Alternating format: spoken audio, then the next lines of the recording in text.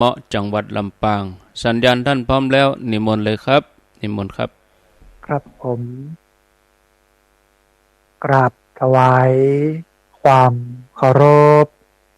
พระเทรานุเถระครูบาสังฆที่เคารพอย่างสูงทุกรูปเจริญสุขสวัสดีสาธุชนท่านผู้ฟังทุกคนทุกท่านสำหรับสาธุชนท่านผู้ฟังที่ให้เกียรติรับฟังรายการธรรมาภิวัตน์อันเป็นรายการวิทยุเพื่อการเผยแผ่พระพุทธศาสนาส่งเสริมการศึกษาและพัฒนาสังคมรายการนี้ครับผิดชอบโดยอาตมาภาพพระสาธิตธีระปัญโยผู้อำนวยการสถาบันธรรมาภิวัตน์สถาบันเพื่อเผยแผ่พระพุทธศาสนาส่งเสริมการศึกษาและพัฒนาสังคมตั้งอยู่ณที่พักส่งสถาบันธรรมาภิวัตน์บ้านศพเตินตำบลศพปาดอำเภอแม่เมาะจังหวัดลำปางรายการนี้ออกอากาศทุกวันอังคารตั้งแต่เวลาตี 5ไปจนถึง7 โมงแม่เจ้า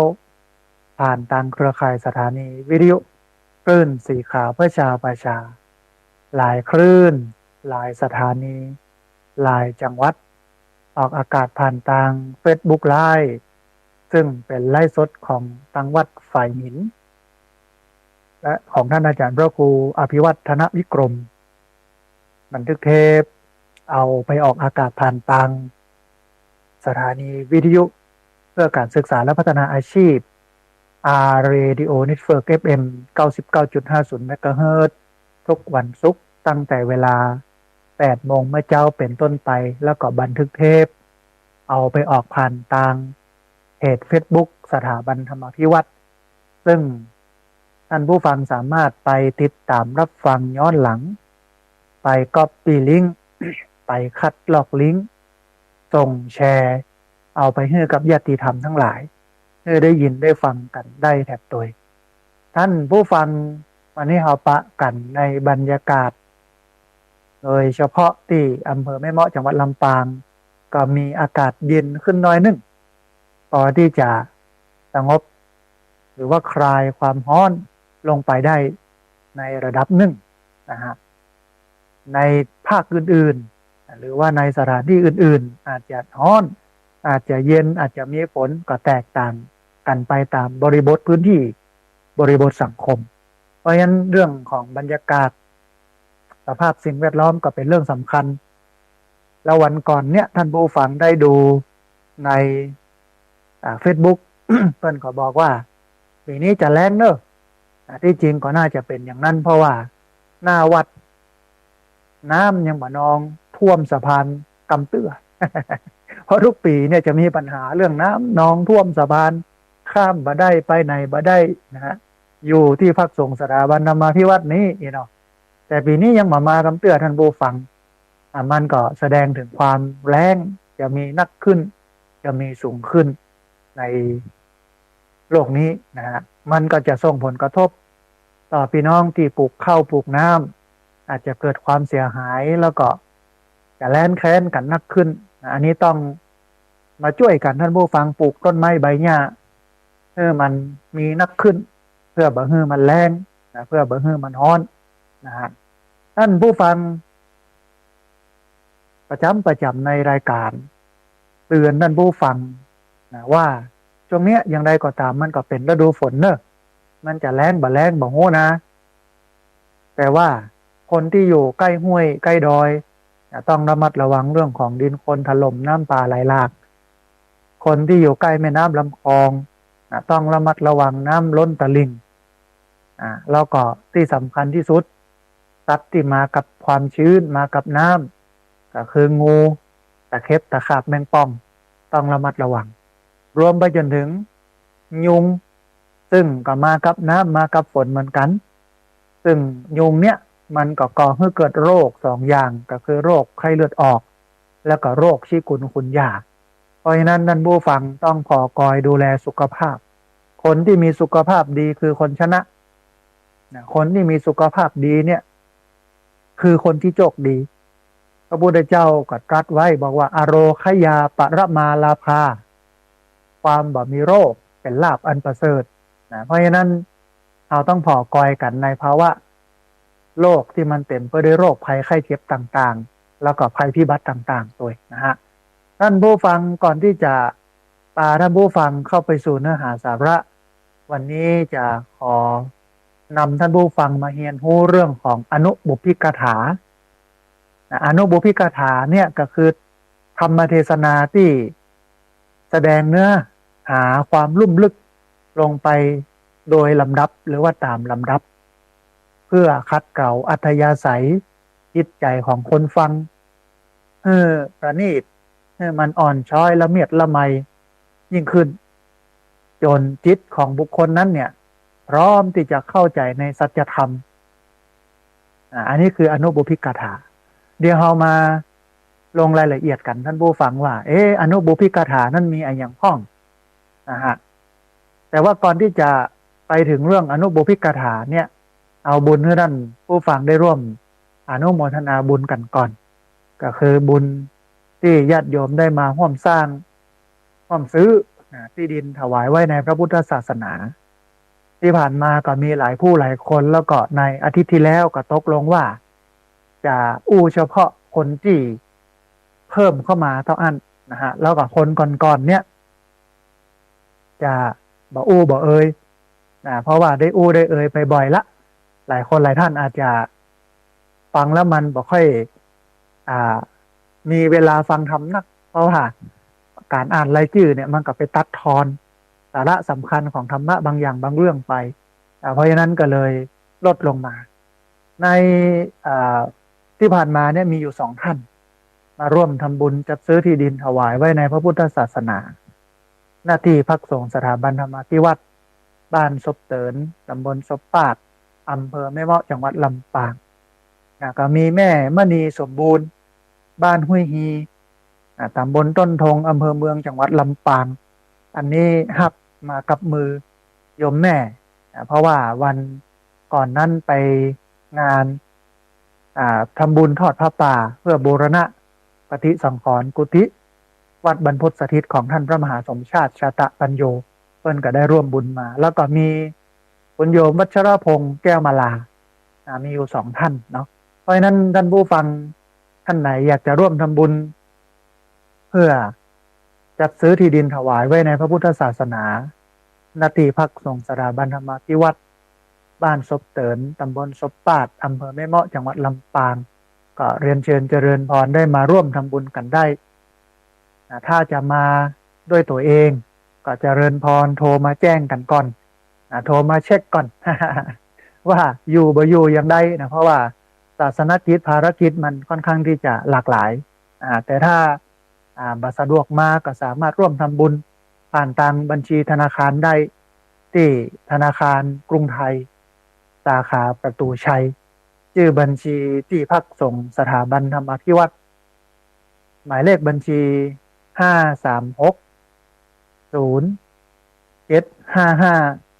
318เป็นธนาคารกรุงไทยสาขาประตูชัยชื่อบัญชีที่พักสงฆ์สถาบันธรรมาภิวัตรหมายเลขบัญชี5360755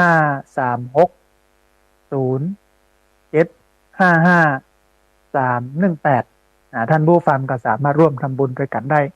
แล้ววันที่ไปร่วมทำบุญกินบุญตาลกับท่านพระมหาสมชาติก็มีแม่คำตาวงบ้านประตูม้าก็ได้ร่วมทำบุญมามีแม่กรกมลเขยกลางจากสันทรายเชียงใหม่ก็ได้ร่วมทำบุญมามีคุณโยมบุญทิราโยธาก็ได้ร่วมทำบุญมาต้องอนุโมทนาบุญด้วยนะครับญาติโยมทุกผู้ทุกคนที่ร่วมทำบุญนะครับพระคุณเจ้าพระสงฆ์องค์สังฆเจ้าที่ไปร่วมการร่วมงานทำบุญอุทิศให้กับอดีตเจ้าอาวาสแล้วก็ทอดผ้าป่าเพื่อบูรณะกุฏินะฮะท่านผู้ฟังหมดเรื่องบุญที่จะเอามาให้อนุโมทนาละ กันเดียวในช่วงกลางรายการก็จะเอ่ยประชาสัมพันธ์ไปเรื่อยๆนะฮะ พื่อให้ญาติโยมนั้นได้มาร่วมทำบุญกันที่พักทรงสถาบันธรรมาภิวัตน์สร้างขึ้นนะตอนนี้ได้ปีที่11นะฮะ11 ปีเนาะสร้างได้11 ปีจากบ่มีอะไรอย่างสักอย่างพี่น้องท่านผู้ฟังกลับมาร่วมกินร่วมทานกันหลายครั้งได้อะไรอย่างขึ้นมาหลายอย่างแต่ด้วยความที่มันเป็นที่พักสงฆ์ใหม่มันเหมือนที่เปิ้นสร้างมาแล้วเมินนะฮะมันสร้างขึ้นมาใหม่มันก็ยังขาดอะไรอย่างหลายอย่างนะฮะก็ต้องอนุโมทนาบุญกับท่านผู้ฟังตัวที่มาร่วมบุญกันสร้างร่วมบุญกันแปลงเราก็จะร่วมบุญกันต่อไปทั้งหน้าแถมนะฮะทีนี้ท่านผู้ฟังเข้ามาสู่เนื้อหาสาระเรื่องอนุบุพกถาธรรมเทศนาที่แสดงเนื้อหาความลุ่มลึกลงไปโดยลำดับนะเพื่อคัดเกลาอัธยาศัยของผู้ฟังให้มันประณีตยิ่งขึ้นนะจนจิตของบุคคลนั้นเนี่ยพร้อมที่จะเข้าใจสัจธรรมนะอนุบุพกถาก็มี5 อย่างมีทานกถาเรื่องของการให้ทานเริ่มต้นที่ทานที่การเสียสละศีลกถาถึงเรื่องของศีลถึงเรื่องของการบ่เบียดเบียนการสำรวมระวังสักขะกถาถึงเรื่องของสวรรค์ชั้นฟ้าถึงเรื่องสวรรค์ชั้นฟ้ากามาทีนวกถาถึงเรื่องโทษของกามแล้วก็เนกขัมมะนิสังสกถาถึงเรื่องของประโยชน์ของการออกจากกามท้ายที่สุดก็แสดงอริยสัจสี่ถึงเรื่องของอริยสัจสี่อันนี้เป็นธรรมะพื้นฐานที่พระพุทธเจ้าแสดงถ้าเราจะพอจะกอยธรรมะโดยเฉพาะอนุบุพกถาเนี่ยมันก็เหมือนทะเลท่านผู้ฟังเวลาเราเดินลงทะเลเนี่ยเราเดินลงเหมือนกับเป็นที่ราบที่สูงลงสู่ที่ราบมันสโลปลงไปเดินลงไปตามลำดับจากตื้นไปหาลึกจากตื้นไปหาลึกจากง่ายไปหายากธรรมะของพระพุทธเจ้าอย่างนั้นเหมือนกันนะฮะเป็นธรรมะที่แสดงเรื่องง่ายๆให้เข้าใจก่อนเพื่อคัดเกลาจิตใจของผู้ฟังเนี่ยให้มีความพร้อมต่อการจะรับธรรมะขั้นสูงต่อไปเป็นขั้นเป็นตอนเป็นยะเป็นอย่างทีนี้มันก็มีอยู่5 อย่างเนาะอนุบุพกถาธรรมที่แสดงไปตามลำดับจากความง่ายไปสู่ความยากเหมือนทะเลจากตื้นนำไปสู่ความลึกนะฮะมีทานกถาถึงเรื่องของการทานถึงเรื่องของการให้การเสียสละอันเป็นเหตุแห่งความสุขทั้งหลายบ่เกิดแห่งสมบัติทั้งหลายเป็นที่ตั้งแห่งโภคะคือทรัพย์สินเงินทองทั้งหลายทานเนี่ยย่อมให้สวรรค์สมบัติก็คือไปเกิดเป็นเทวบุตรเทวดาพรหมสมบัติไปเกิดเป็นพรหมจักรพรรดิสมบัติไปเกิดเป็นพระเจ้าจักรพรรดิพระมหากษัตริย์สาวกบารมีสมบัติหรือว่าสาวกบารมีญาณต่อไปสู่ความเป็นพุทธสาวกเป็นสาวกที่ดีของพระพุทธเจ้าไปเกิดเป็นปัจเจกโพธิญาณก็คือพระปัจเจกพุทธเจ้าอภิสัมโพธิญาณก็คือเป็นพระพุทธเจ้าเพราะฉะนั้นทานเนี่ยเปิ้นก็เปรียบเหมือนกับแผ่นดินใหญ่เป็นพื้นที่ให้ทุกคนได้อยู่ได้ยืนเป็นธรรมะเบื้องต้นที่ทุกคนสามารถทำได้เนี่ยได้มันก็บ่ได้เป็นเรื่องแปลกนะฮะในประเทศไทยเนี่ยในพุทธศาสนาในสังคมไทยเนี่ยอันดับหนึ่งที่ทำหนักที่สุดคือทานนะแล้วก็มองว่ามันง่ายที่สุดทานเนี่ยไปถวายเข้าถวายของถวายปัจจัยทายธรรมมันง่ายแต่ว่าถ้าเรามาพอรายละเอียดแล้วเนี่ยภาษาฝรั่งเปิ้นใจก็ว่าไปดูดีเทลนะโอ้มันลึกซึ้งหรอมันมีอย่างที่จะต้องได้เรียนได้รู้อย่างหลายอย่างคิดว่า วันเนี้ยก็น่าจะอยู่ที่ตาลก่อนแล้วก็ในติดหน้าหรือวันอังคารหน้าเนี่ยจะอู้ถึงเรื่องศีลเรื่องสวรรค์โทษของกามอย่างมูนี้ไปนะฮะแต่ว่าวันนี้ก็คงจะอยู่กับเรื่องของตาลนะฮะท่านผู้ฟังทานกถาการกล่าวถึงเรื่องตาลกถาแปลว่ากำอู้ทานกถาคือกำอู้ที่อู้ถึงเรื่องของการฮื้อตาลเนี่ยแปลว่าการฮื้อการสละการเพื่อแผ่แบ่งปันจะมีอยู่2ลักษณะท่านผู้ฟังคืออมิตรทานการตานวัตถุสิ่งของแล้วก็ธรรมทานการตานธรรมะการฮื้อธรรมะการฮื้อมี2อย่างนะฮื้อสิ่งของกับฮื้อธรรมะนะมี2อย่างฮื้อสิ่งของกับฮื้อธรรมะแต่ในบรรดาการฮื้อ2อย่างนี้พระเจ้าสรรเสริญชื่นชมธรรมทานการฮื้อตานโดยธรรมะพระเจ้าชื่นชมคนที่ทำบุญโดยการฮื้อตานก็คือเมื่อเราไปศึกษาธรรมะเอาไปปฏิบัติธรรมะเอาไปฟังธรรมะแล้วเขาก็ไปบอกคนอื่นได้รู้ได้เข้าใจตัวอันเนี้ยพระเจ้าสรรเสริญกว่าอมิสทานคือทานโดยวัตถุสิ่งของแต่ว่าการตาน2อย่างเนี้ยมันก็ต้องทำทั้ง2อย่างคืออมิสทานตัวอมิสทานเนี่ยมันเป็นการสร้างสังฆะสร้างสังคมให้อยู่ได้เพราะว่าพระสงฆ์นั้นต้องอาศัยการเลี้ยงชีพจากญาติโยมอาศัยเข้าบิณฑบาตอาศัยจะปัจจัย4อาหารเครื่องนุ่งห่มที่อยู่อาศัยยารักษาโรคมันก็ต้องทำถึง2อย่างก็คืออมิสทานและธรรมทานนะฮะทีนี้เขาลองมาพออมิสทานท่านผู้ฟังวัตถุที่ควรฮื้อควรสละก็ได้แก่ปัจจัย4ก็คือจีวรรวมทั้งเครื่องนุ่งห่มสบงอังสะสังคติผ้ารัดอกประคตนะฮะอาหารบิณฑบาตรวมทั้งเครื่องอุปโภคบริโภคเสนาสนะที่อยู่อาศัยแล้วก็ยารักษาโรคแล้วก็วัตถุทานแห่ง10อย่างได้แก่ข้าวน้ำผ้ายานนี่ก็คือรถลาและดอกไม้ของหอมเครื่องรูปไล้ที่นอนที่พักแล้วก็ประทีปโคมไฟหรือแสงสว่างด้วยการปูจาความดีคือถวายแก่พระสงฆ์หรือด้วยความเมตตาอนุเคราะห์แก่ผู้ยากไร้ด้วยเจตนาที่ดีทั้ง3ประการก็คือบุพเจตนาก่อนเวลาก่อนเนี่ยก็มีจิตใจที่ยินดีที่จะมุนจนะเจตนาขณะก็มีจิตที่มันผ่องใสสุขสงบร่มเย็นแล้วก็อปาราประเจตนาแล้วก็ยังมีความชื่นชมยินดีในการนั้นการเนี่ยต้องประกอบไปด้วย3การก่อนขณะและหลังก่อนนี่จะต้องมีใจชื่นชมยินดี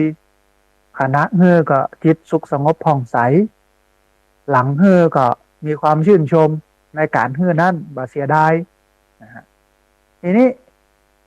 วัตถุทานที่ด้วยเจตนาที่ดีทั้ง3ประการที่กล่าวไว้เบื้องต้นตะกี้เนี่ยท่านผู้ฟังพระพุทธเจ้าตรัสว่าเป็นทานที่มีผลมากมีอานิสงส์มากพระองค์ทรงแสดงอานิสงส์ของการฮื้อทานด้วยวัตถุสิ่งของเหล่านั้นว่าการฮื้อข้าวฮื้อน้ำเนี่ยชื่อว่าฮื้อกำลังวังชาการฮื้อเครื่องนุ่งห่มชื่อว่าฮื้อผิวพรรณวรรณะการฮื้อยานพาหนะชื่อว่าฮื้อความสุขการฮื้อประทีปโคมไฟชื่อว่าฮื้อดวงตาฮื้อแสงสว่างแล้วก็การฮื้อที่อยู่อาศัยชื่อว่าฮื้อกู้อย่างคือฮื้อกำลังผิวพรรณวรรณะความสุขแล้วก็ดวงตา ที่อยู่อาศัยเนี่ยเหมือนกับกูอย่างนะฮะครบพร้อมหมดใน4 ประการที่ว่ามาตะกี้ทีนี้ท่านผู้ฟังมาลงรายละเอียดน้อยหนึ่งอ่าการเข้าน้ำการใส่บาตรแก่พระสงฆ์การเชื้อเชิญแขก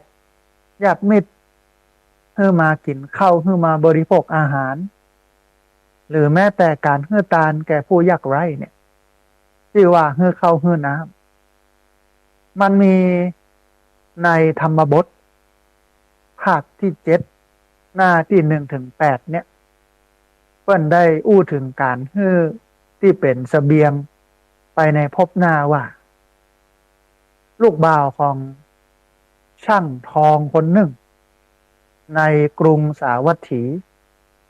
เป็นผู้มีศรัทธาเลื่อมใสในพระผู้มีพระภาคเจ้านักหนาจารีพอสมควรแต่เดิมแต่ว่าอันพ่อแม่ของเขาเนี่ยบ่เคยทำบุญทำกุศลบ่เคยทานอย่างเลยโมลูกของเศรษฐีคนนี้ก็ปรึกษาหารือกันว่าพ่อเฮาเนี่ยก็เท่าชะแลแก่ชราแล้วควรที่จะให้เปิ้นได้กินได้ทานเพื่อประโยชน์แก่พ่อเพื่ออานิสงส์แก่พ่อพ่อมก็ไม่เจ้าหันวันหนึ่งเนี่ยโมลูกหลานตานเต้าของคนที่เป็นอันช่างทองคนนี้เนี่ยเปิ้นก็นิมนต์ทุเจ้าโดยเฉพาะในยุคนั้นสมัยนั้นนี่ก็มีพระพุทธเจ้ามาเป็นประธาน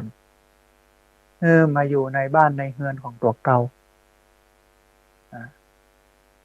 กราบเบญจางคประดิษฐ์แสดงการเคารพนับถือสักการะในการต้อนรับขับสู่ถวายภัตตาหารได้ครบได้ฉันหลังจากนั้นก็กราบทูลพระพุทธเจ้าว่าอันข้าพเจ้าเนี่ยขอถวายอาหารนี้เป็นชีวพัดก็คือพัดเพื่อผู้อยู่หรือผู้เป็นอยู่คนที่บาดตายเตื้อเนี่ยนะเพื่อบิดาป่อของข้าพเจ้าเนี่ยขอพระพุทธเจ้าทรงทำอนุโมทนาแก่ป่อของกับผมของข้าพเจ้าพระพุทธเจ้าเนี่ยก็ตัดห้องบิดาของละเด็กละอ่อนนั้นมาห้องช่างทองมาแล้วก็ตรัสว่าอุบาสกอันคุณโยมนี่เป็นคนแก่เนาะมีสรีระงอมแก่ละเหมือนกับใบไม้ที่มันเหลืองเสบียงน้ำตาลก็คือกุศลเพื่อจะนำไปยังปรโลกในภายหน้าในยามที่ท่านบ่อยู่ท่านจงทำที่เปิ้งแก่ตัวเก่าจงเป็นบัณฑิตอย่าไปเป็นคนพาลแล้วก็ตัดแหมว่าบัดนี้ท่านเนี่ยเหมือนกับใบไม้เหลืองความตายปรากฏแก่ท่านแล้วท่านตั้งอยู่ในปากแห่งความเสื่อมแม้เสบียงนำทางของท่านก็ยังบ่มีท่านจงทำที่เปิ้งแก่ตัวเก่าจงรีบพยายามเป็นบัณฑิตกำจัดมลทินได้แล้วเมื่อเป็นบัณฑิตโหจักศีลโหจักธรรมแล้วก็จักถึงอริยภูมิอันเป็นทิพย์แล้วก็อธิบายว่าเมื่อมีความเพียรกำจัดมลทินที่มันอยู่ในหัวอกหัวใจก็คือมลทินนี่ก็คือราคะโทสะโมหะออกได้เนี่ยจักถึงภูมิอันเป็นที่อยู่แห่งพระอริยบุคคลหลังจากที่จบพระธรรมเทศนาท่านผู้ฟัง หมู่ที่ฟังอยู่ตลอดจนถึงช่างทองที่ฟังอยู่ก็บรรลุเป็นพระโสดาบันเข้าถึงความเป็นพระโสดาบันเป็นพระอริยบุคคลชั้นต้นในพระพุทธศาสนาแล้วก็แห่งวันหนึ่งแจ้งขึ้นมาโลกทั้งหลายก็ถวายข้าวน้ำเพื่อเป็นชีวพัฒน์ก็คือแก่บิดาแห่งหลังจากฉันเรียบร้อยแล้วก็ได้กราบทูลพระผู้มีพระภาคเจ้าว่าชีวพัฒน์นี้ข้าพเจ้าขอถวายเพื่ออุทิศบุญให้ป่อขอพระองค์จงอนุโมทนาพระพุทธเจ้าก็ตัดก็ได้อู้กับช่างทองซึ่งเป็นป่อนั้นว่าบัดนี้ท่านเป็นผู้มีวัยชรานำไปแล้วสู่สำนักพญายมท่านจงรีบพยายามทำที่พึงที่เปิ้งเพื่อตัวเก่าท่านจักมาถึงชาติชราแหมหลังจากที่พระเจ้าตรัสเสร็จแล้วผู้ฟังทั้งหลายโดยเฉพาะช่างทองซึ่งเป็นป่อเนี่ยก็ได้บรรลุถึงพระอนาคามีเป็นอริยบุคคลชั้นที่3นะฮะท่านผู้ฟังเต้าที่อู้มาเนี่ยเรื่องนี้เป็นตัวอย่างเพื่อหันว่า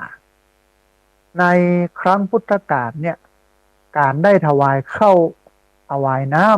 ำแก่ตุเจ้าพระสงฆ์อันมีพระพุทธเจ้าเป็นประธานเนี่ยเป็นตางนำเพื่อพ้นจากอบายให้ได้แม้ว่าอุบาสกนั้นจะบ่เคยได้กระทำบุญได้ทำกุศลเป็นเสบียงบุญเป็นเสบียงกุศลมาก่อนก็โดยเหตุเนี้ยผู้รู้ทั้งหลายกล่าวว่าผู้ใดสามารถทำกุศลในเวลาที่ตัวเก่ายังบ่ถึงปากทางแห่งความตายผู้นั้นชื่อว่าเป็นบัณฑิตจงรีบขนขวายรีบทำความเพียรเพื่อทำที่พึ่งกล่าวคือกุศลเพื่อแก่ตัวเก่าเพราะคนที่จะเดินทางไปสู่ปรโลกมาอาจที่จะต่อรองกับพญายมได้ว่าขอจงรอสัก2-3 วันเนิกไปตายอีกนะเอาหูวันเกิดเอาหมูวันตายจะไปต่อรองกับพญายมว่าเดี๋ยวรอสัก2-3 วันก่อนข้าพเจ้าเนี่ยเมื่อตาเนี่ยก่อนเนอะหรือให้ไปฟังธรรมก่อนก็ตายอีกนะถึงแม้จะอย่างเอี้ยมันก็สามารถที่จะต่อรองกับความตายได้ท่านผู้ฟังแต่ในลักษณะนี้เนี่ยก็เอาเรื่องของการตานมาเป็นเครื่องมือในการให้ได้ฟังธรรมแล้วเราหันอย่างเงี้ยมันก็เปรียบกับโลกปัจจุบันที่มีงานวัฒนธรรมประเพณีสมัยพุทธกาลเนี่ยเปิ้นจะมีอะไรอย่างนักโลกเปิ้นนิมนต์พระเจ้าไปฉันเข้าที่บ้านหลังจากฉันเสร็จแล้วพระเจ้าก็บรรยายให้ฟังอีกเปิ้นบ่ใช่มีสุมาควาตานบ่ใช่มีเวนตานบ่ใช่มีสวดเหมือนที่เฮาเนี่ยกันนะปัจจุบันวันนี้ที่เฮาเนี่ยกันปัจจุบันวันนี้มันผิดเพี้ยนมาจากอดีตที่มันควรจะเป็นอาตมาภาพก็เลยบอกว่าวันเนี้ยม่านหมอกก็คือวัฒนธรรมประเพณีเนี่ยมันมาบังพุทธธรรมด้วยความที่มันมีพิธีกรรมนักต้องไหว้พระรับศีลต้องสุมาควตานต้องเวนตานแล้วก็ต้องฟังสวดซึ่งทั้งคนสวดแล้วก็คนฟังบ่รู้เรื่องมันเป็นภาษาบาลีแต่ถ้าย้อนไปในสมัยพุทธกาลเนี่ยเพิ่นบ่ที่มีสิ่งเหล่านี้ถ้าหากว่าเราจะประยุกต์ให้มันเหมาะสมเนี่ยก็เอาจัดงานสักอย่างนึงก่อนนิมนต์ตัวเจ้าไปถึงก็ไหว้พระรับศีลแล้วฟังธรรม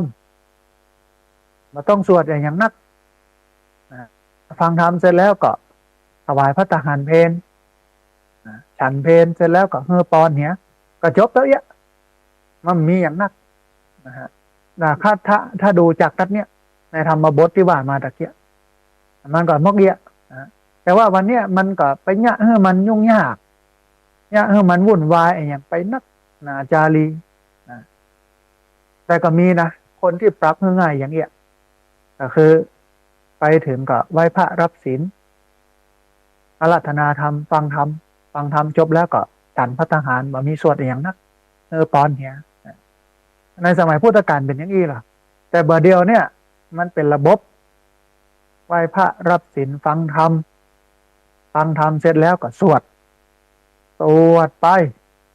สวดเสร็จแล้วปุ๊บปู่จานก็สุมาควาตานเวนตานไปแหนมนะฮะเขาก็บ่ได้ประโยชน์บ่ได้สาระอะไรอย่างโดยเฉพาะธรรมที่แสดงกับเป็นธรรมกำเมืองซึ่งเป็นภาษาบาเก่าบาเกี้ยคนฟังสมัยใหม่เนี่ยบ่เข้าใจ แต่ถ้าจะให้มันรู้เรื่องก็คือต้องอธิบายบรรยายเตดเสร็จแล้วปุ๊บก็บรรยายอย่างเงี้ยมันถึงจะเข้าใจแต่ว่าณวันนี้มันบ่ได้เป็นอย่างนั้นมันบอกคือมันเนี้ยเสร็จไปมันคนที่ฟังบ่ได้เอาไปปฏิบัติอย่างช่างทองคนเนี้ยที่เปิ้นได้บรรลุธรรมเนี่ยก็ย้อนเปิ้นได้ฟังธรรมโดยอาศัยการตานเข้าตานน้ำของลูกของหลานเป็นเหตุเป็นปัจจัยนะฮะนี้ท่านผู้ฟังในอังคุตรนิกายติกนิบาตทุติยชนสูตรหน้า216เปิ้นได้กล่าวถึงที่เปิ้งในภพหน้าในชาติหน้าว่าพราหมณ์2 คนไปเฝ้าพระผู้มีพระภาคเจ้าแล้วก็กราบทูลพระพุทธเจ้าว่าอันข้าพเจ้าเนี่ยเป็นพราหมณ์เฒ่าล่วงเลยวัยปัจฉิมวัยมาแล้วตอนนี้อายุได้120 ปียังบ่ได้ทำความดียังบ่ได้สร้างกุศลยังบ่ทำที่ป้องกันภัยขอให้พระพุทธเจ้าเนี่ยจงให้โอวาททรงพร่ำสอนอันจะเป็นที่เปิ้งที่อาศัยเป็นไปเพื่อประโยชน์เพื่อความสุขแก่ข้าพเจ้าพระผู้มีพระภาคเจ้าก็ตรัสว่าพราหมณ์เมื่อโลกนี้อันพยาธิและก็มรณะก็คือความแก่และความตายไม่ตัวตนเฮาอยู่อย่างอี้ความสำรวมทางกายทางวาจาทางใจจะเป็นต้นจะเป็นที่ต้านทานเป็นที่เร้นที่บังที่ปิดเป็นที่อาศัยเป็นที่ไปในเบื้องหน้าการสำรวมระวังกายวาจาใจก็คือการรักษาศีลเนี่ยจะเป็นที่ต้านทานจะเป็นที่เร้นภัยเป็นที่อาศัยเป็นที่ไปในภายภาคหน้าของบุคคลผู้จะละโลกนี้ไปแล้วพระเจ้าก็ตรัสว่าพราหมณ์เมื่อไฟไหม้เฮือนไหม้บ้านของเขาเจ้าของขนของสิ่งใดออกได้ของสิ่งนั้นก็เป็นประโยชน์แก่เจ้าของส่วนของที่บ่ได้ขนออกก็ถูกไฟไหม้อยู่ในหั่นเหมือนเดียวกันเมื่อโลกอันความแก่ชราแล้วก็ความตายไม่ชีวิตเราอยู่ถึงวันอย่างอี้แล้วชาวโลกพี่น้องชาวบ้านทั้งหลายทั้งปวงพึงขนของออกด้วยการฮืดตาลสิ่งที่ฮือเนี่ยเป็นตาลไปแล้วจัดว่าได้ขนของออกอย่างดีบุคคลทำบุญใดไว้บุญนั้นย่อมเป็นไปเพื่อความสุขแก่บุคคลผู้ละโลกไปแล้วพระเจ้าก็ตรัสแก่พราหมณ์ที่มาถามพราหมณ์ก็มาถามพระเจ้าว่าโอ้อายุบ่เดี๋ยวนี้ล่วงเลยมา120 ปีแล้วเนี่ยบ่เคยเนี่ยความดีความงามบ่ได้สร้างกุศลอะไรอย่างเลยขอให้พระพุทธเจ้าได้แนะนำคำสอนได้กินได้ตานเตอะพระพุทธเจ้าก็บอกว่าพราหมณ์ถึงวันนี้เราถูกไฟไหม้นะไฟนี่ก็คือความแก่ชราและความตายเพราะฉะนั้นสิ่ สิ่งแรกที่จะต้องทำคือต้องสำรวมกายวาจาใจนะเพราะว่าการสำรวมกายวาจาใจได้เนี่ยจะเป็นที่ต้านทานเป็นที่เร้นภัยเป็นที่อาศัยเป็นไปในเบื้องหน้าของบุคคลที่จะละโลกนี้ไปแล้วแล้วก็พระพุทธเจ้าก็ยกตัวอย่างว่าถ้าไฟไหม้บ้านของเขาของที่ขนออกมาบ่ถูกไหม้มันก็จะเป็นประโยชน์แก่เจ้าของต่อไปหน้าส่วนอันของที่ขนออกมาบ่ได้มันก็จะถูกไฟไหม้เหมือนกันฉันได้ฉันนั้นเมื่อเฮาเนี่ยถูกความตายถูกความแก่ไออยู่จุ้งนี่นะเขาก็ต้องรีบขนของออกโดยการฮื้อตาลสิ่งที่ฮื้อเป็นตาลไปแล้วจัดว่าได้ขนของออกบุญบุคคลทำบุญใดไว้บุคคลนั้นย่อมเป็นไปเพื่อความสุขแก่บุคคลนั้นผู้ที่จะละโลกไปแล้วหรือว่าเป็นผู้อยู่ในโลกก็ตามนะฮะอันนี้อู้ถึงเรื่องของการฮื้อน้ำฮื้อเข้าเป็นตาลแล้วการฮื้อแหมอันนึงคือการฮื้อเครื่องนุ่งห่มท่านผู้ฟังเครื่องนุ่งห่มเป็นตาลอันนี้อยู่ในธรรมบทปาปวักวันนาหน้าที่1-6เพิ่นก็อู้ถึงเรื่องของพราหมณ์ชื่อว่าจุเลกะแล้วก็นางพรหมณีก็คือเมียของพราหมณ์นี้ที่อาศัยอยู่ในเมืองสาวัตถีต้องสามีภรรยามีผ้านุ่งผ้าห่มคนละผืนท่านผู้ฟังมีผ้านุ่งผ้าห่มคนละผืนแต่มีผ้าห่มผืนเดียวคือมีผ้านุ่งเนี่ยคนละผืนต่างคนต่างนุ่งแต่ว่ามีผ้าห่มในผืนเดียวเวลาจะไปฟังธรรม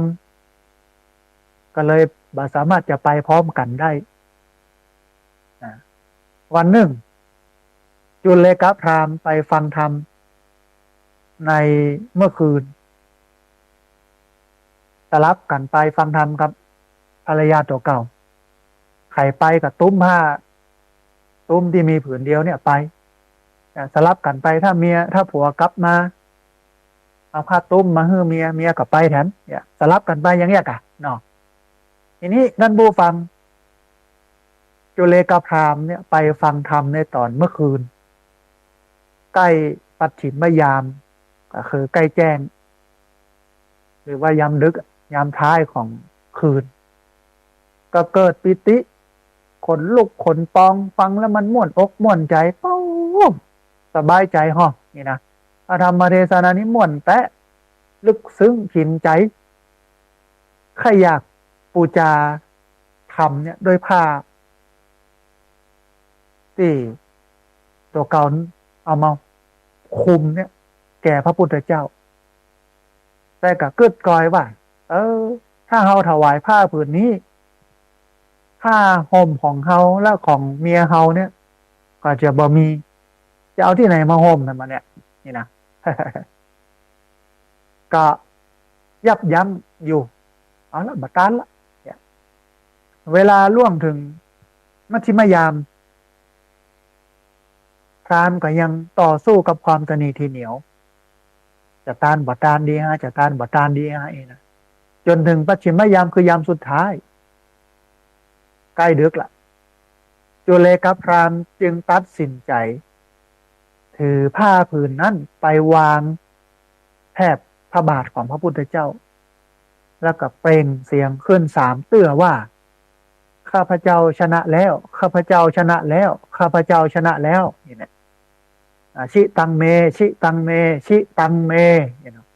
เฮาชนะแล้วเฮาชนะแล้วเฮาชนะแล้วพระเจ้าปัจเจทิโกศลซึ่งเป็นพระราชามหากษัตริย์ท่านผู้ฟังกำลังสดับรับฟังธรรมเทศนาอยู่ก็ได้ตรัสถามว่าพราหมณ์นั่นมันชนะอะไรอย่างมันว่าอย่างนั้นน่ะมันว่าชิตังเมชิตังเมชิตังเมเฮาชนะแล้วเฮาชนะแล้วเฮาชนะแล้วมันอะไรอย่างว่าชนะแล้วชนะแล้วเนาะมหาเล็กไปสืบถามว่าสูชนะอะไรอย่างเนี้ยเนาะพราหมณ์กันเล่าให้ฟัง ถึงการต่อสู้กับกิเลสตัวเก่าความตนีทีเหนียวนะฮะพอพระเจ้าประเสริฐที่โกศลเรื่องหูลาวแล้วก็ได้อู้ว่าโอ้พราหมณ์คนนี้เนี่ยในสิ่งที่เนี่ยได้ยากหลังจากนั้นก็สั่งพระราชทานผ้ากู้นึ่งผ้าเนื้อดีผ้ากาสาเนื้อดีของอินเดียสมัยโบราณ2,000 ปีเนี่ยเพื่อแก่พราหมณ์แฮมบปอพราหมณ์ได้ผ้ามาปุ๊บก็ได้ถวายผ้ากู้นั้นแก่พระพุทธเจ้าแฮมพระราชาจึงรับสั่งให้มหาดเล็กพระราชทานนักขึ้นเป็น2 กู้4 กู้8 กู้16 กู้พราหมณ์ก็ถวายตึงหมดจนเมื่อพระราชารับสั่งพระราชทาน32 กู้จุเลกพราหมณ์ก็ถือเอาผ้าสาดกนั้นเนี่ยไว้เพื่อตัวเก่าแล้วก็นางพรหมณีคนละกู้แห่ง30 ผืนนั้นถวายคืนถวายฮื้อแด่พระพุทธเจ้าทั้งหมดในที่สุดท่านผู้ฟังพระราชาพระเจ้าประเสริฐที่โกศลก็รับสั่งให้มหาดเล็กนำเอาผ้ากำพล2 ผืนมีค่า100,000ผ้าเป็นผืนเป็นแสนมาธรรมดาท่านผู้ฟังผ้ากำพลกู้1100,000กับผืนละ50,000พระราชทานให้จุเลกับพราหมณ์ก็เกิดว่าผ้าเหล่านี้บ่สมควรแตะต้องสรีระของเฮามันบ่เปิงกับเฮามันดีมันเหมาะแล้วไปผืนเนี่ยไป50,000ปดทุกยังไม่ใหญ่ใดนี่เนาะน่าจะเอาไปถวายพระพุทธเจ้าเต้าอั้นก็เลยขึงผ้ากำพลผืน1เพื่อเป็นเพดานไว้เบื้องบน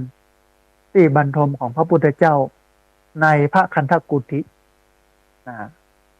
เอาผ้าเนี่ยผ้ากำพลผืนละ50,000เนี่ย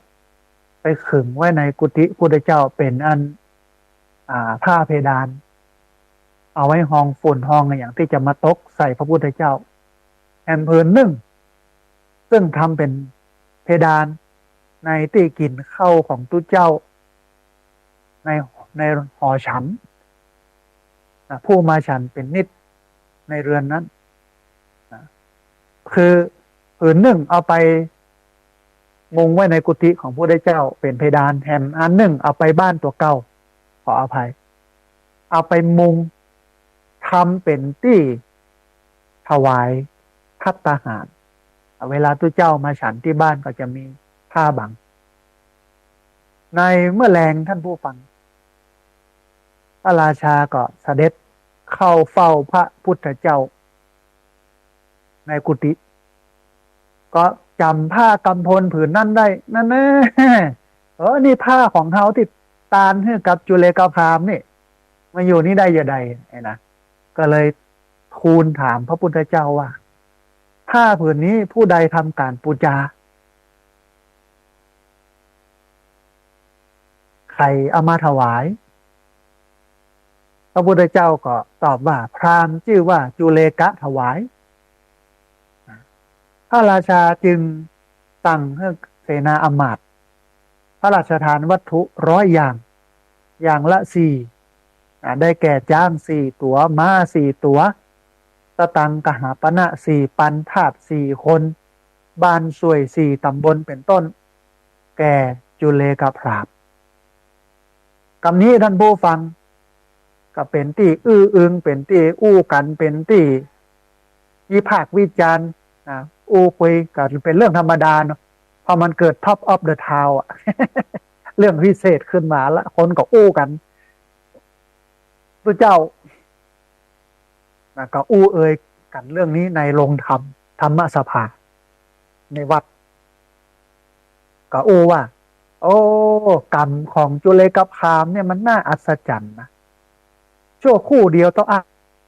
ให้ผลในวันเดียวเน็ตตานผ้าแก่พระพุทธเจ้า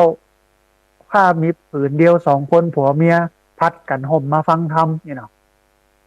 แล้วก็จุเลกพามฟังธรรมไปฟังธรรมมาท้ายที่สุดก็ชนะใจตัวเก่าในการจะโลภเอาผ้านั้นเป็นของตัวเก่าหรือว่าเป็นของเมียไว้ใจว่าชิตังเมชิตังเมจนกระทั่งพระเจ้าประเสริฐที่โกศลมาได้ยินเข้าใส่มหาดเล็กไปถามว่ามันชนะอะไรอย่างมันว่าชิตังเมชิตังเมชนะแล้วชนะแล้วเนี่ยมันชนะอะไรอย่างนี่นะก่อนจะได้รู้ว่าชนะใจตัวเก่าแล้วก็เอาผ้านั้นถวายให้กับพุทธเจ้าพระเจ้าประเสริฐที่โกศลกระเทาเอาผ้าตาดกเนี่ยหลายกู้อ่ะมันก็เอาไปตานให้พระเจ้าหมดเก็บไว้กู้เดียวสองพื้นพระเจ้าประเสริฐที่โกศลรู้ว่าเอาไปถวายให้พระพุทธเจ้าอินหมดไอหมอนี่มันมีจิตที่เป็นกุศลก็เลยตานผ้ากำพลผืนละ50,000ไปเลย2 ผืนมันยังบ่เอาเตือนนะมันเอาไปแปลงผ้าเพดานมุงในกุฏิพระพุทธเจ้าแล้วก็เอาไปไว้ที่บ้านมันแปลงผ้าเพดานมุงไว้เวลาพระเจ้ามานั่งฉันที่บ้านมันท่านมันก็จะฝุ่นควันก็จะไม่ได้ตกใส่ในสมัยอินเดียโบราณเนี่ยท่านผู้ฟังเบิ้ลบะเจเตียวบิณฑบาตขอบิณฑบาตอย่างเขาพอดีเนี่ยพระเจ้ามันน้อยในยุคนั้นข้าไผ่จะตานพระเจ้าก็อุ้มบาตรไปบ้านคนนั้นไปนั่งในบ้านท่านแล้วเจ้าบ้านก็ถวายตักข้าวใส่บาตรตักแกงใส่บาตรอย่างมาใส่บาตรพระเจ้าก็ฉันในบาตรท่านที่บ้านท่านประจำอย่างเงี้ยไม่ใช่เดินไปตัวกองไปเลยนะฮะมันก็มีที่เดินไปตัวกองที่บ่ได้มีโยมนิมนต์แต่ส่วนใหญ่เปิ้นนิมนต์กันว่ามาฉันที่บ้านผมเนี่ยแม่เจ้าเวลา7 โมงถึงวันนะครับมันก็มีที่นั่งฉันมีอาสนะมีน้ำมีอะไรอย่างต่างๆแล้วก็ที่สำคัญที่สุดก็คือพราหมณ์คนเนี้ยจุเลกพราหมณ์เนี่ยก็เอาผ้ากำพลผืนละ50,000ของพระเจ้าประเสริฐที่โกศลเนี่ยมาเป็นที่บังเมื่อฝุ่นควันตกใส่พระสงฆ์ที่มาฉันที่บ้านก็อู้กันอย่างเงี้ยนะฮะในทีนี้ท่านผู้ฟังพระพุทธเจ้าก็เข้ามาที่โรงธรรมท่านแล้วก็ตรัสกับภิกษุทั้งหลายที่อยู่ในโรงธรรมนั้นว่าถ้าพราหมณ์นี้จุเลกพราหมณ์เนี่ยได้ถวายเขาในเวลาปฐมยามคือยามแรกเขาจะได้วัตถุอย่างละ16อย่างละ16ชุดถ้าได้ถวายในมัชชิมยามคือยามกลางเขาจะได้วัตถุอย่างละ8แต่ถ้าถวายในเวลาใกล้แจ้งเขาจึงได้วัตถุอย่างละ4จ้าง4 ตัวม้า4 ตัวกหาปณะ4กหาปณะ4 ปันทาส4 คนบ้านสวย4 ตำบลอย่างนี้นะเพราะฉะนั้นบุคคลทั้งหลายเมื่อมีจิตเกิดขึ้นแล้วว่าจะฮื้อพุทธเจ้าก็เลยบอกว่าควรทำในทันทีควรทำทันทีททำทันทีกุศลที่ทำช้าย่อมได้ผลน้อยกุศลที่ทำเร็วย่อมได้ผลดีผลเร็วอันนี้ก็เป็นการฮื้อตาลฮื้อผ้าเป็นตาลท่านผู้ฟังไม่ใช่ธรรมดาเนอะแต่มาการฮื้อยานพาหนะเป็นตาลท่านผู้ฟังการฮื้อยานพาหนะเป็นตาลคำว่ายานพาหนะเนี่ยในที่นี้ก็หมายถึงรองเท้ารถล้อเป็นต้นคือสิ่งใดที่จะทำให้เกิดความร่มเย็นสะดวกสบายในระหว่างเดินทางแม้การได้ถวายก้าพาหนะก้าเดินทางแก่พระภิกษุเพื่อให้ท่านไปทำกิจของสงฆ์เนี่ยหรือให้แก่ผู้ขัดสนเพื่อเดินทางกลับไปทำกิจจำเป็นอันสมควรแก่เหตุเนี่ยก็ชื่อว่าฮื้อยานพาหนะแต่ว่ามันก็ต้องพอนะไม่ใช่ว่าตุกยากมาทำตัวมาโลโซเซมามันขอสตังค์สัก100นะครับจะปิกบ้านเนาะขอเขา100บึดก็ไปขอคน100บึดขอคน100ก็ไปซื้อเหล้ากิน มันมีลูกมิจฉาชีพนะ เอาไปซื้อเหล้าซื้อยากินเนอะไหนว่าจะไปไหนว่าจะไปอันอีสานนี่เนาะเมาแล้วนอนอยู่นี่แล้วมาไปแล้วนะเขาก็ต้องบอกเขาดีทีนี้ท่านผู้ฟังเกี่ยวกับเรื่องของการเฮือยานพาหนะเนี่ยในคุถกนิกายอัปปทานะเล่มที่เก้าปาณทิทายกเถราประธานหน้าหน้า110ถึงหน้า113ก็ได้อู้ถึงผลแห่งการถวายรองเท้าว่ามีทายกก็คือป้าจายคนหนึ่งสวมรองเท้าที่ทำอย่างดีแล้วก็ออกเดินตามชายคนนี้หันพระอโนมทัตสีพุทธเจ้าเสด็จดำเนินมาด้วยพระบาทเปล่าก็คือเดินด้วยตีนเปล่ามาก็เกิดความเลื่อมใสถอดรองเท้าของตัวเก่านะอย่างดีเนี่ยออกวางแทบพระบาทแล้วก็กราบทูลว่าข้าแต่พระคุณเจ้า ขอให้ท่านใจรองเท้านี้เถิดใจเกิบเนี่ยใจเกิบของผมนี้ขอความปรารถนาของข้าพเจ้าจงสำเร็จท่านผู้ฟังด้วยผลแห่งการถวายเกิบอันนี้เนี่ย พระอโนมทัตสีพระพุทธเจ้าก็ทรงอนุโมทนาแล้วก็ตรัสพยากรณ์ว่าท่านนี้จักได้เป็นทายาทในธรรมของพระบรมศาสดาสัมมาสัมพุทธเจ้าต่อไปในภายภาคหน้าเกิดในเทวโลกหรือโลกมนุษย์จักเป็นผู้มีปัญญาจักได้ญาณอันเปรียบด้วยญาณของเทวดาก็คือรถหรือว่าล้อของเทวดาเมื่อได้ออกบวชก็จะบวชด้วยรถในภพชาติอื่นจากนี้ทายกนี้บ่พานพบกับทุกขติคือทุกข์ความลำบากกันเลยด้วยผลแห่งการถวายเกิบแล้วก็ได้บรรลุพระอรหันต์ในเวลาโปร่งผมอันนี้คือการถวายเกิบเป็นตานนะฮะ แห่งเบื้องหนึ่งในพุทธกานิกายอัปปาทานเล่มเก้าเถระปาทาน หน้า42ถึง44เอกชัตติ